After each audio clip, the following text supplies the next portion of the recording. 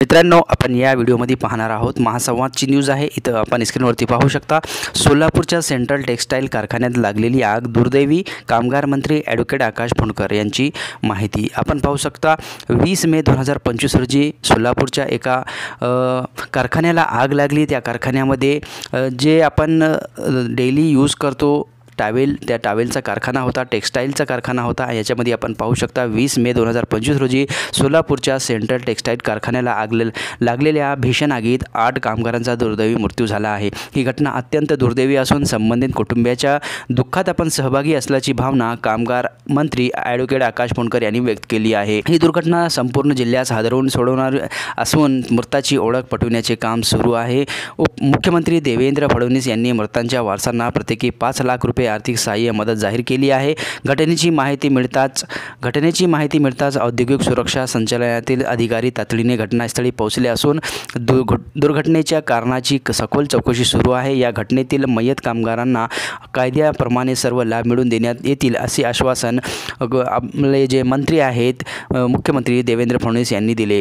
याशिवाय अशा दुर्घटना पुन्हा होऊ नयेत म्हणून सोलापूर MIDCतील अति धोकादायक आणि रासायनिक कारखान्याचे विशेष पथकाद्वारे ऑडिट करण्यात येणार असल्याचेही कामगार मंत्री ॲडव्होकेट आकाश फुंडकर यांनी सांगितले। मित्रांनो, 8 असे कामगार होते जे काम करत होते कारखान्यात, त्यांचं दुर्दैवी मृत्यू झाला आहे। अशा कामगारांना आपण सत्वासन देऊया, इथून आपण 2 मिनिटाचा मौन ठेवूया, कारण अशा आपले जे बांधकाम कामगार होते ते दुर्दैवी घटनेत मृत्यू झाले आहेत। अशीच एक घटना अजून एक इथं घडलेली आहे, आपण इथं पाहू शकता स्क्रीनवरती। आपली कल्याणमधील इमारतीची स्लॅब कोसळल्याने जीवितहानी झाली, आपण इथं स्क्रीनवरती पाहू शकता। मित्रांनो, कल्याणमधील ही माहिती आहे। कल्याणमधील इमारतीचा स्लॅब कोसळल्याने जीवितहानी झाली। मुख्यमंत्री देवेंद्र फडणवीस यांच्याकडून मृतांना श्रद्धांजली तर नातेवाईकांना 5 लाख रुपये अर्थसहाय्य देण्याची घोषणा केली।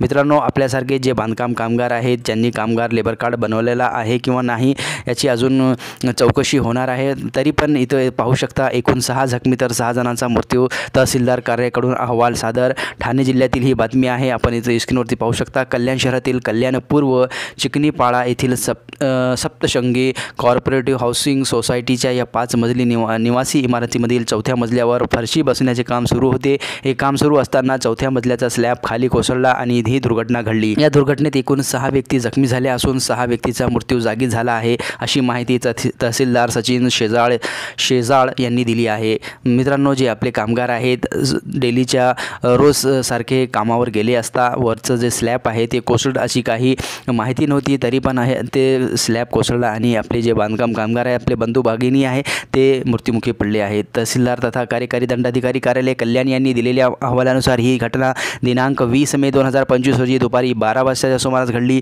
ही दुर्घटना घडल्यानंतर जिल्हाधिकारी तथा जिल्हा आपत्ती व्यवस्थापन अधिकारी अध्यक्ष अशोक शिंगारे, निवासी उपजिल्हाधिकारी तथा जिल्हा आपत्ती व्यवस्थापन अधिकारी मुख्य कार्यकारी अधिकारी डॉक्टर संदीप माने यांच्या मार्गदर्शनाखाली स्थानिक प्रशासनाने तात्काळ मदत व बचाव कार्य सुरू केले। त्याचबरोबर घटनेनंतर प्रशासनाकडून तातडीने पंचनामा करण्यात आला असून जखमींना जवळील रुग्णालयात दाखल करण्यात आले आहे, तर मृतांचे मृतदेह स्वच्छतेसाठी पाठवण्यात आले आहे। घटनास्थळावरील शोध कार्य पूर्ण झाले असून इमारतीतील नागरिकांना जवळील ज्ञान मंदिर विद्यालय कल्याण पूर्व येथे स्थलांतरित करण्यात आले आहे। कल्याण डोंबिवली महानगरपालिकेतर्फे या सर्वांची राहण्याची व जेवणाची व्यवस्था करण्यात आली आहे। या घटनेची माहिती मिळाल्याबरोबरच मुख्यमंत्री देवेंद्र फडणवीस यांनी या दुर्घटनेतील मृत 6 नागरिकांना भावपूर्ण श्रद्धांजली अर्पण करून त्यांच्या कुटुंबियांना दुःखात सहभागी असल्याचे सांगितले। तसेच मृतांच्या कुटुंबियांना शासनातर्फे प्रत्येकी 5 लाख रुपये अर्थसहाय्य देण्याची घोषणाही मुख्यमंत्री देवेंद्र फडणवीस यांनी केली आहे। जखमी व्यक्तीची नावे आपण पाहू शकता, जर आपल्या ओळखीचे असतील तर त्यांना सत्वासन द्यावा।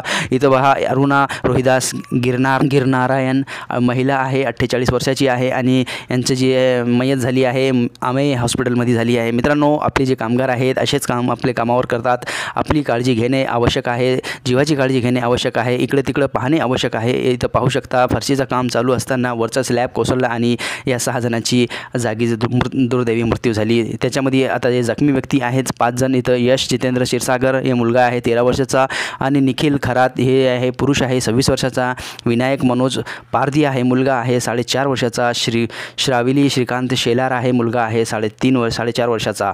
आता त्याच्यामध्ये बघा श्रद्धा शाहू महिला आहे 14 वर्षाची मुलगी आहे, त्याच्या याच्यामध्ये मृत व्यक्तीची नावे आपण स्क्रीनवरती पाहू शकता. काय आपली ओळखीचे आहेत का? त्यांना सत्वासन द्यावा, त्यांना धीर द्यावा अशी आपली अपेक्षा करतो. श्रीमती सुशीला नारायण गुजर महिला आहे, 78 वर्षाची आहे.